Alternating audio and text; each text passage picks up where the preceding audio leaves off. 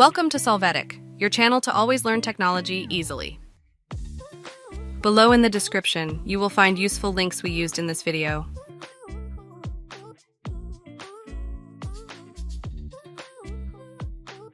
Today in Solvetic, we will see how to show formulas in Cells Excel.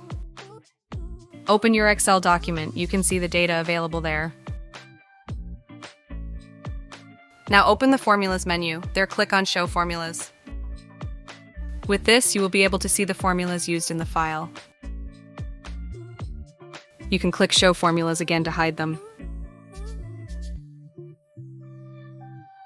Hey, remember to subscribe Solvetic channel.